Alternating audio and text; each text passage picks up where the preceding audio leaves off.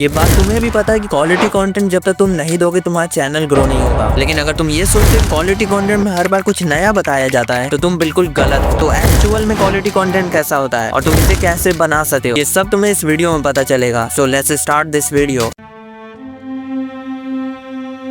तुम किसी भी टॉपिक के ऊपर वीडियो बना लो, 95% चांसेस है कि जो तुम उस वीडियो में बताओगे उससे पहले किसी और क्रिएटर ने बता दिया है। तो ऐसे में तुम्हें क्वालिटी कंटेंट कैसे बना सकते हो, इसका सिंपल सॉल्यूशन है तुम्हें क्वालिटी कंटेंट में हर बार कुछ नया बताने की जरूरत नहीं है, बस वो नया दिखना चाहिए। ये करने के लिए तुम्हें इस प्रोसेस को फॉलो करना पड़ेगा जिससे तुम्हें क्वालिटी कंटेंट प्रोड्यूस कर पाओगे। इस प्रोसेस को अच्छे से समझने के लिए तुम मान लो कि तुमने एक बड़े यूट्यूबर की वीडियो देखी है और तुम भी उसी सेम टॉपिक के ऊपर वीडियो बना रहे हो और तुम्हें इस बड़े यूट्यूबर के 4 पॉइंट्स बहुत ही ज्यादा पसंद आ गए जिसे उसने अपनी वीडियो में डिस्कस किया था और तुम भी चाहते हो कि तुम इन पॉइंट्स को अपने वीडियो में डिस्कस करो। अगर तुमने इन 4 पॉइंट्स को अपने वीडियो में एज इट इज डिस्कस कर ली, क्वालिटी कंटेंट तो भूल जाओ, वो कॉपी कंटेंट बन जाएगा। प्रॉब्लम को सॉल्व करने के चलते हैं इस प्रोसेस के स्टेप 1 पे।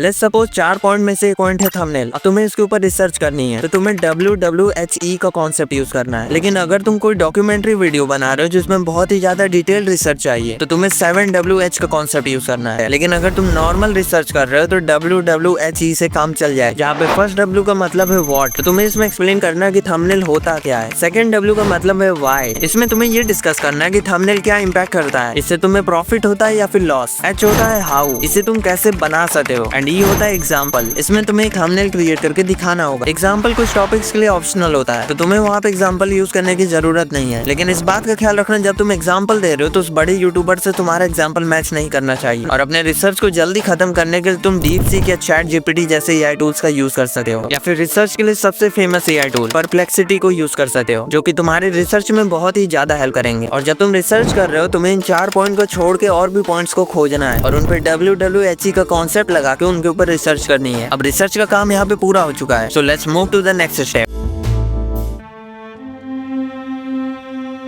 स्क्रिप्टिंग में 3 चीजें होती हैं। First one is hook and second one is body and third one is outro. तुम्हें अपनी स्क्रिप्ट में ये ख्याल रखना है कि तुम्हारी स्क्रिप्टिंग उस बड़े यूट्यूबर से सिमिलर ना हो, वरना ऑडियंस इजीली आइडेंटिफाई कर लेगी। इसके लिए तुम हुक का इमोशन चेंज कर सकते हो। मान लो कि बड़े यूट्यूबर का हुक क्वेश्चन एंड क्यूरियोसिटी बना रहा है तो तुम्हारा हुक फियर एंड सस्पेंस बना सकता है। इसका सीधा मतलब है कि तुम्हें उस बड़े यूट्यूबर के इमोशन से मैच नहीं करना है। लेकिन इसमें एक एक्सेप्शन है, जब तुमने कोई ऐसा वीडियो आइडिया चुना हो जिसमें फियर एंड सस्पेंस जैसे इमोशन हुक में बनाना ही पड़ता है तो उस जगह तुम्हें हुक का इमोशन चेंज करने की जरूरत नहीं। लेकिन इस बात का ख्याल रखना कि तुम अपने स्टेटमेंट बदल दो, तुम्हारे स्टेटमेंट उस बड़े यूट्यूबर के स्टेटमेंट से मैच ना करें। तुम्हें फियर एंड सस्पेंस बनाना है लेकिन अलग तरीके से। अब बात करते हैं बॉडी की। बॉडी के अंदर वो पॉइंट्स आते हैं जिनके ऊपर तुमने रिसर्च की है, अब उन्हें एक्सप्लेन करना है। जो तुमने उस बड़े यूट्यूबर के 4 पॉइंट्स लिए हैं, अगर हो सके तो उनके नाम की जगह अल्टरनेटिव नेम यूज करो। ऑफ कोर्स ये चीजें तुम सारे टॉपिक में तो नहीं कर सकते हो जैसे इस थंबनेल वाले पे, लेकिन मान लो अगर कोई टॉपिक है ऑडियंस एंगेजमेंट तो तुम इसे व्यूअर अटेंशन के नाम से भी यूज कर सकते हो, जिससे कोई पकड़ ही नहीं पाएगा कि तुमने ये 4 पॉइंट्स उस बड़े यूट्यूबर से लिए हैं। और एक्सप्लेन करने के लिए तुम्हें WWHE का कॉन्सेप्ट यूज करना है जो मैंने पहले ही रिसर्च में बता दिया है। और आउटरो तुम चाहो जैसे रख सकते हो, इस पे कोई बाउंडेशन नहीं है।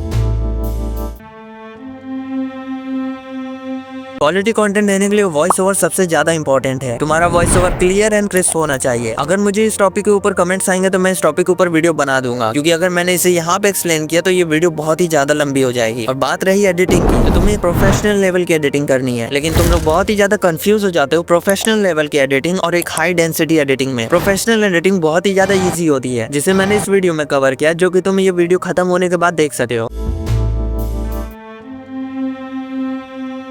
पैकेजिंग में थंबनेल एंड टाइटल को कंसीडर किया जाता है। इस बात का ख्याल रखना कि तुम्हारे thumbnail and title same story को ही रिप्रेजेंट कर रहे हो। ऐसा ना हो कि तुम्हारा थंबनेल कुछ और बोल रहा है, तुम्हारे टाइटल में कुछ और है। और तुम्हें मिनिमम 2 से 3 थंबनेल बना के रखने हैं और सेम चीज तुम्हें टाइटल के साथ भी करनी है। जैसे कि पहला थंबनेल तुम्हारा रिएक्शन बेस हो सकता है, दूसरा थंबनेल तुम्हारा डिफरेंस बेस हो सकता है, एंड ऑफ कोर्स तुम्हें 2 से 3 टाइटल भी बनाने हैं। लेकिन ये दोनों चीज उस बड़े यूट्यूबर से मैच नहीं होनी चाहिए। तुम्हें स्टाइल्स एंड कलर को चेंज कर देना। ये पूरा प्रोसेस था जिससे तुम्हें क्वालिटी कंटेंट प्रोवाइड कर सकते हो। और अगर तुम्हें प्रोफेशनल एडिटिंग का कॉन्सेप्ट जानना है तो तुम्हें ये वीडियो चेकआउट करनी चाहिए। मिलते हैं इस वीडियो में।